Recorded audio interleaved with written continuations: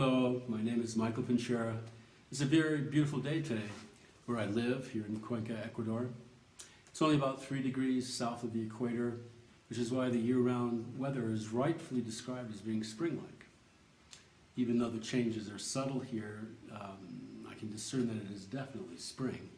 It's getting warmer, and at 8,300 feet, this to me is a welcome thing. Only now, because it is spring, it's beginning to threaten to rain.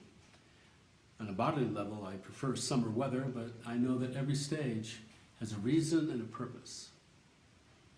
Let's begin. First, I give my thanks to Linda, the EA community, and all who are attending this session. Today, I'm here to share about the lunar nodes, Pluto, Saturn, and the moon, and some dynamics in the workings of karma and its transformation into dharma, as they unfold through the archetypal rhythms in human biography. I hope you'll find some perspectives and tools that will be useful to you as astrologers and in life in general. We experience ourselves and our life on earth through our earthly foundations of sense perception and the three main soul forces of thinking, feeling, and willing.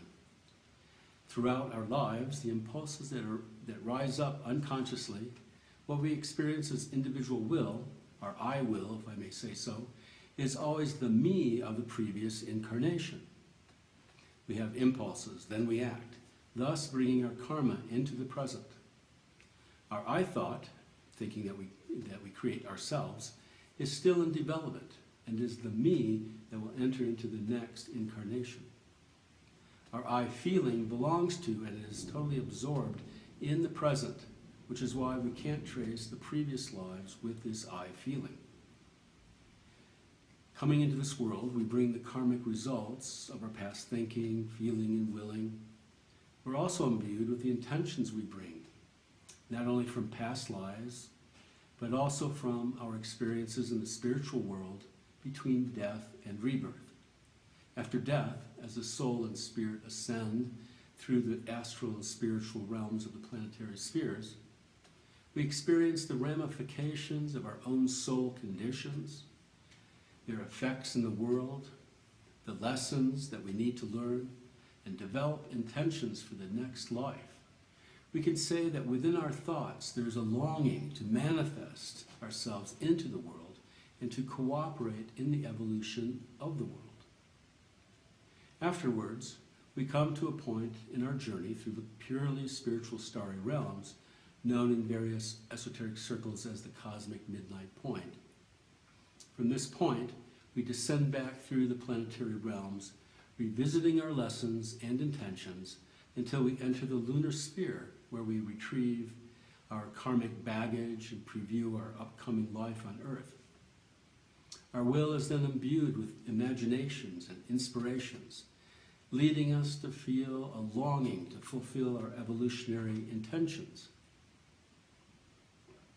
As you may know, the lunar nodes are points in space and time when the orbit of the moon around the Earth intersects the orbit of the Earth around and spiraling behind the sun.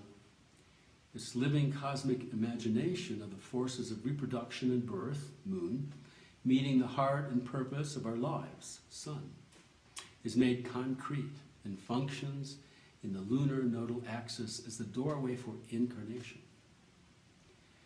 I won't say that Pluto is the cosmic midnight point, but it definitely points to or is a doorway to it.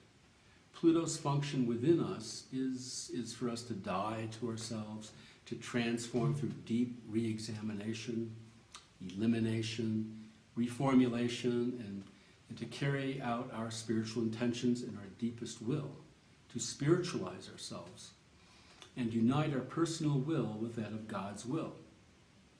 Also, the compulsivity of Pluto lives in our habitual need for control and power, and in the drive to unite with someone or something else to gain power and security. All that needs to be transformed is also carried from our past. The karma we bring from the past, including both positive and negative results, are carried over lifetimes. By positive and negative, I mean the things that are either in alignment with progressive cosmic laws or are not. What serves love and consciousness help build up the ongoing spiritualization of the individual. An individual's past karmic necessities and soul intentions first come into being in a present life in the particular time, environment, culture, and family one is born into. All of these are intimately entwined with our individual evolutionary state, our karmic soul natures and needs. Interweaving in this process is Saturn's role of holding the cosmic memory of the human being, the archetype of what a human being is in reality and what it can become, is held up before our consciousness in the spiritual realm. This time between death and rebirth, this is implanted in us. We carry this unconsciously within our souls throughout our next incarnation. The rhythm of the lunar nodes mark the different phases of the incarnation of the I, the spiritual individuality into human existence. Like the nodes of a plant, they show points at which new growth happens. The interweaving transits of Saturn, cosmic memory, call for definition, concretization of the processes of individuation into being.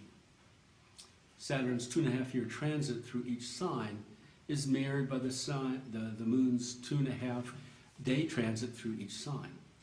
The cosmic memory of the archetype of the human being and what an individual's evolution has been and what can be is held by Saturn and is gradually brought into being through the moon on a daily basis. Here's a simple graph of these elements of incarnation relating to what we are talking about. The elements of incarnation, we have Saturn. The cosmic memory of the spiritual archetype of the human being is held here. The definition of our experiences is held here. Pluto. Pluto has our individual deepest will, both positive and negative. It carries the highest and lowest impulses in us, intuitive consciousness on another level, or compulsion. The lunar nodes indicate or show our karmic tendencies, both challenges and gifts, and our soul intentions for forward evolutionary development. The moon, amongst other things, it carries out what lives in the soul on a daily basis.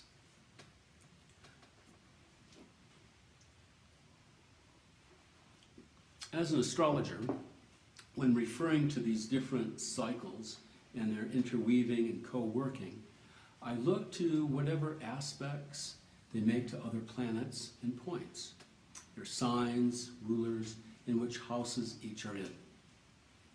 Of course, other planetary cycles are involved at various times, continually, and to go into that would be an expansion of this work. It would take way too much time to get into, and it would be a distraction. The lunar nodal rhythm is marked by a little over 18.5 years, 18.6-year periods. Certain divisions of this period indicate how the incarnating I manifests in important developmental experiences. Birth is our first traumatic experience. Most of us cannot remember it, but whatever we can find out about the experience can be very helpful for our personal growth. Was it an easy or difficult birth? Were you born naturally or through C-section? Were you planned or a surprise? How does your birthing fit in with the rest of your biography? Saturn's transit through its first 30 degrees leads us to 3 years of age, when most people begin to say I for the first time. Typically, first memories can be retrieved as age 4 to 5 during Saturn's second transit phase, and the lunar nodes make the first waxing square to the natal positions. The second Saturn transit of 30 degrees manifests what was set in processes of incarnation between ages 1 and 3.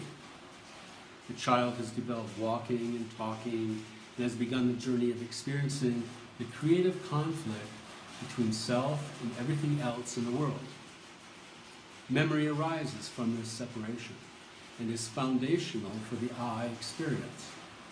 Memory cannot exist without the activity of the eye, and conversely, without memory, the sense of the eye is lost.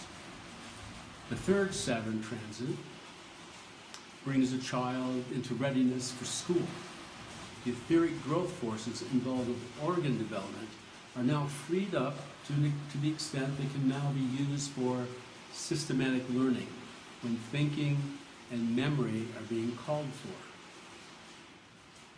The 9-10 year change when the nodal axis is reversed to its natal positions, end of the fourth Saturn transit, the child leaves the paradisical wonderland of childhood and moves towards independence. This is often a time when the child first experiences feeling separate from the family. In general, at this time, unless there are other karmic necessities that brings us earlier, children question if they were adopted or not, experience trauma of some sort, exhibit fears of the dark, etc., and become much more objectively aware of the adults around them and want to know more about the world around them. 2.5 years later, around age 12, individuals become much more aware of how cause and effect operate in the world. And they are now more awake to seeing how one's own action leads to certain consequences. At the time of puberty, approximately age 14, the sixth Saturn transit brings on the freeing of the astral body from the collective astrality of the family and society. This is when the individual begins, and I do stress begins, to wake up to the reality of one's own karma and to the responsibility for it, and to the karmic weight of their own actions and those of others. Relationships become highly important, and at this time, one's karma determines to what degree one is overwhelmed by their own astrality. It's also a time of waking up to and feeling impelled by ideals, which are inspirations from one's higher self or from other spiritual beings. This is a time when adults need to acknowledge, support the adolescent's ideals, especially after the middle of this period, 15, 16 years old, around the time of the first lunar nodal return in the 19th year, new inspirations of what one can be arise. The unconscious memories of the pre-birth intentions, the voice of the higher self, inspires and enlivens the youth.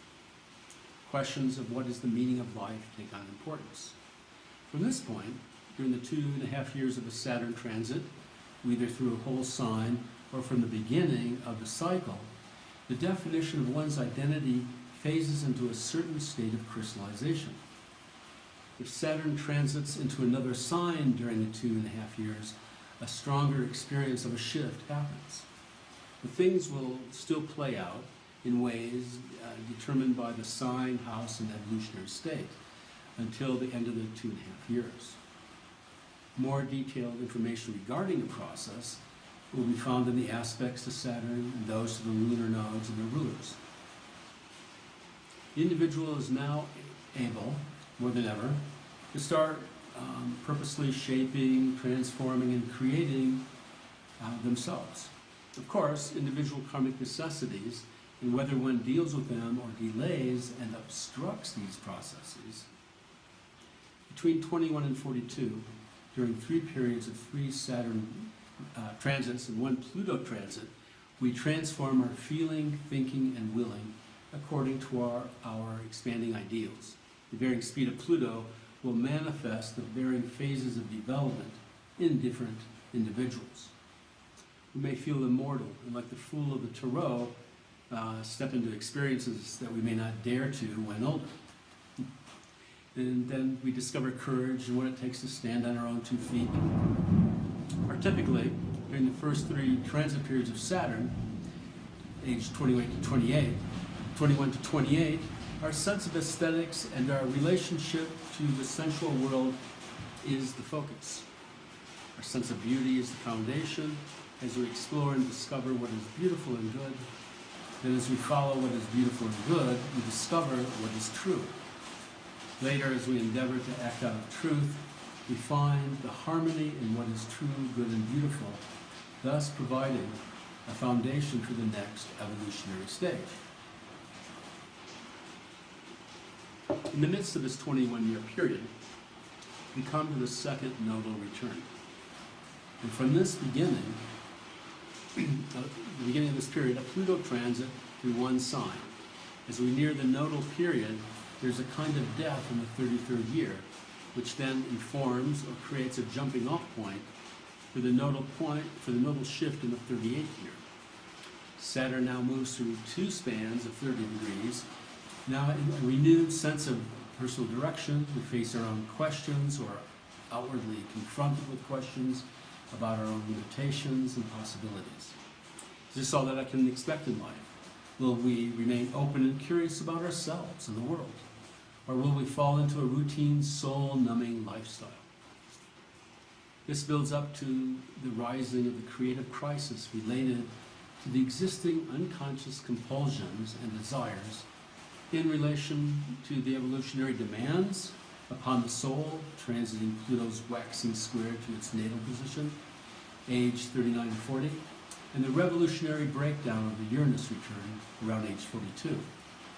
Whatever lives in the individual that has been crystallized is now challenged.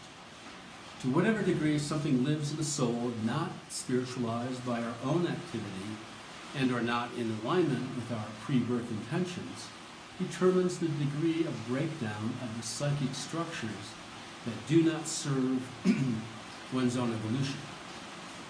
Even positive structures may be challenged by new imaginations and insights that enter into consciousness. Denial, whether through evasiveness or outright blockage and numbing by alcohol, drugs, sex, eating, media watching, busyness, or other addictive behaviors, is all from a lack of inner honesty and courage to accept pain and fear. Sometimes we need a shock or trauma to throw us down, so we will wake up, finally to say to ourselves, enough is enough. Then we're able to pick ourselves up, to discover our authenticity, power, and possibilities, and hopefully create a new direction in life.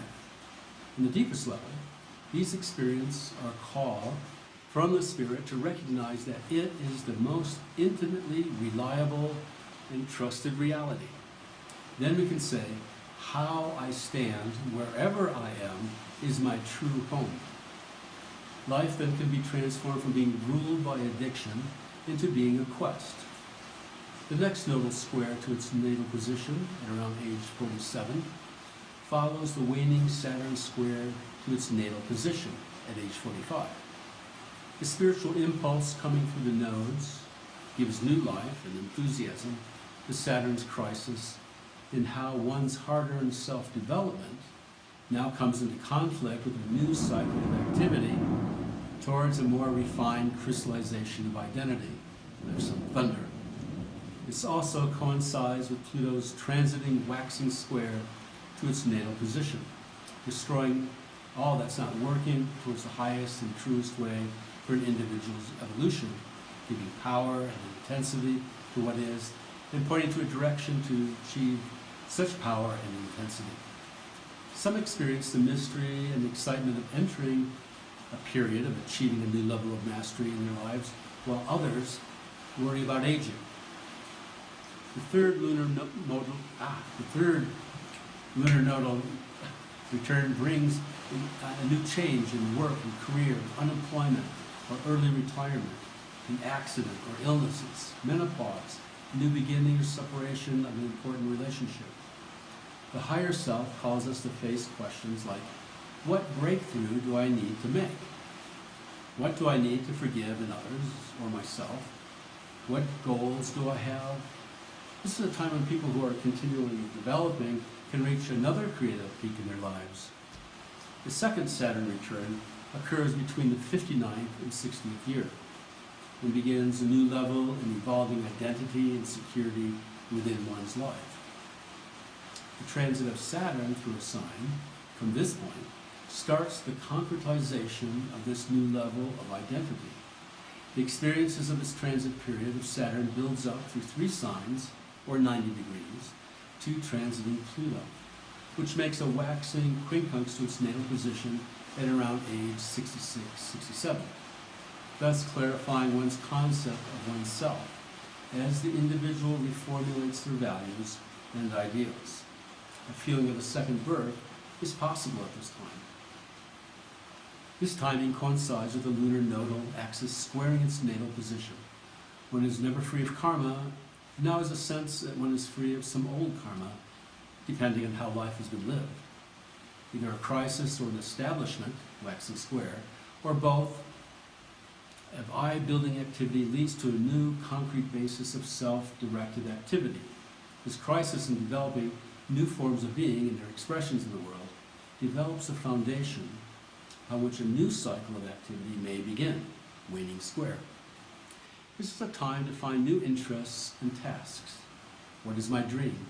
Whoever hasn't learned certain lessons in life by this time and fear the urge to explore a new way of being will hold tightly onto what they have and know and become stubborn, closed-minded.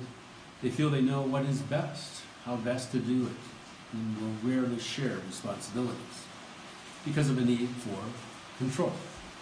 The vision does not move much beyond the past, and the carrying of grudges and regrets is not uncommon. Letting go is necessary for creative energy to flow, for keeping youthful, and discovering a new spiritual presence in ourselves and in the world. Many find themselves discovering or being forced to discover on a totally new level. That spirituality is in the doing when they find themselves having to care for their parents, let's say. Whether or not one is caring for their parents, this is a period when waking the spiritual realities that we had previously known about, Saturn, namely how spiritual forces live centrifugally. We react from our central ego and to what forces work centripetally from the world outside into us. Usually, hopefully we are awake and self-conscious when we speak and act. We often are asleep or dreaming when the outside world streams into us. We bring more consciousness to our experiences of our hearing when we attentively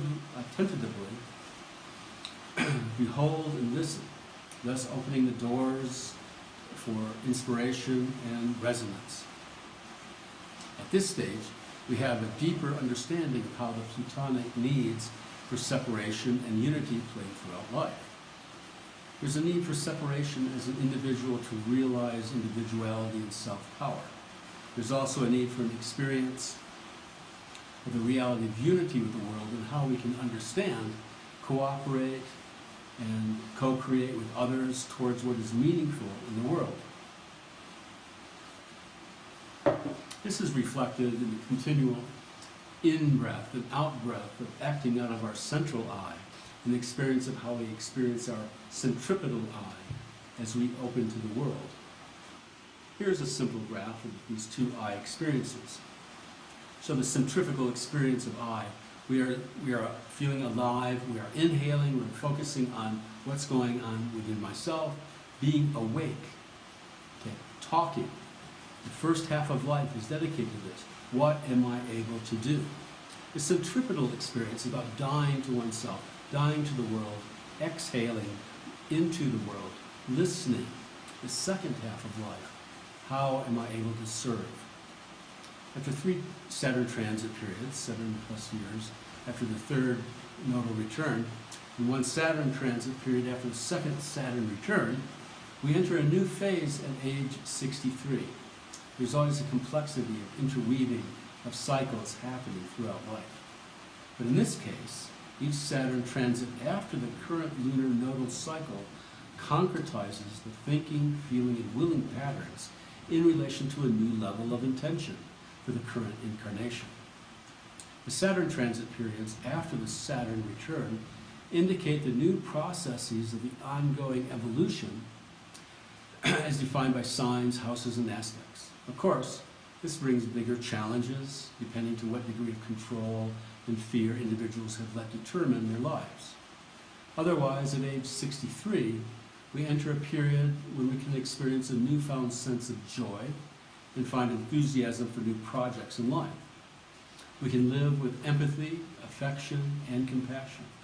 Or if we hold on to our dynamics of control and to the past, we can torture ourselves and others with our frustrations, guilt, self-blame, bitterness, and attempts to control. At 74, our lunar nodes return to their natal placements for a defining fourth time. We wake up as individuals in our 19th year. The second one is a revolution. The third is a breakthrough. The fourth nodal return brings us to a return to ourselves, a new centeredness in feeling our I within our higher self, the presence of spirit, in peacefulness and harmony. For some, this is a demarcation from growing old, while others have retained their spiritual presence throughout the 90s, if not beyond, with clear and active mental capacities. Our task is not to rest on our laurels of what we've already mastered in life, but take on other disciplines and projects and keeping open to life and giving back what we receive. As karma unfolds throughout our lives, our growing abilities to master our karma indicates the making our deepest intentions for our soul development real in the physical world. Thus, bit by bit, we transform living our lives into living expressions of dharma. We can evolve our lives from survival and maintenance modes to lives of creativity and love.